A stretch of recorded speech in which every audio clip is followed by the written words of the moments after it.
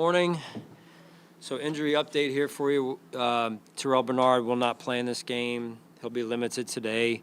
Feel like he's moving in the right direction as it relates to next week. Curtis Samuel limited, also questionable for the game. And then DeMar Hamlin, Cam Lewis, Taylor Rapp, also limited, but all expected to play at this point. Time's yours.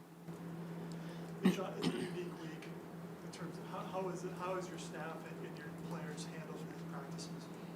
I think they've been rather focused. I'm sure some are appreciating the rest a little bit and being able just to maybe unplug just a bit, but not totally getting out of their routines, which I think is also important.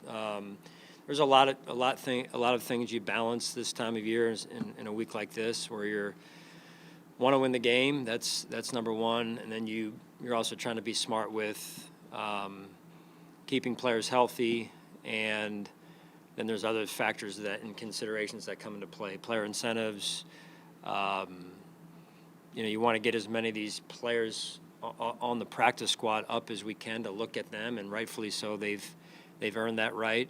The challenge is you only have two ups that you can allocate week to week here. So trying to balance that as well, and I think communication's big, and you try and do the best you can with that as well. Hey, Sean, with the Mike White activation, how much is that this week, and how much is that being able to have an emergency third in the playoffs? Yeah, a little bit of both. Yeah, both, I would say. Mike's done a great job. Hopefully he'll have a chance to play Sunday, and he, like the others, has worked extremely hard, been a great addition to our team, and a true class act. You touched on it there, but how have you seen him fit into this quarterback room where the dynamic between guys is so important? He's done a good job. He really has. You're talking about a guy that wasn't here through spring training camp, preseason, and whatnot. So to watch the personalities in that room come together, just support one another, and that's also part of the role of being a backup is supporting the head guy, in this case Josh, and it's been fun watching that room and the dynamic in that room unfold through the season. When you look at records that you could break this week, like the number of guys to catch a touchdown, how much are you able to have fun with that? Like, you could get very creative there. Is that something you're keeping in mind, or what is that process like of planning? I mean, it's. I think it'll be a byproduct of trying to win the game. So, yeah, we're intentional about it, but not irresponsible, I would say. So I think that's a important balance there. And Sean, Dawson Knox is averaging a career high yards per catch. What has Joe been able to get unlocked with him getting downfield? Dawson, you said? Yeah, I mean, I go back, and I think I mentioned this several weeks ago when Dalton went down, and was it, I think, Seattle game maybe.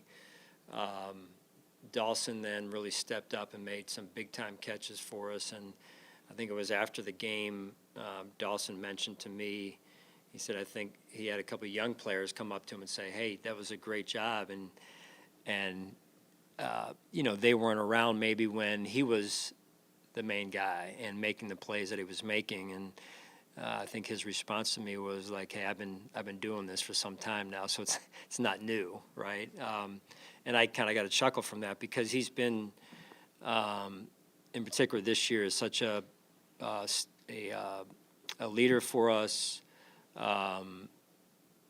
Just his maturation, his team-first approach. He's very, very influential in that locker room, not just from a playing standpoint, but from a veteran presence standpoint, to guys who are younger than him, and helping them in a lot of ways off the field, which is huge for us. Sean, how much would you like to see from DeMar on the field this weekend?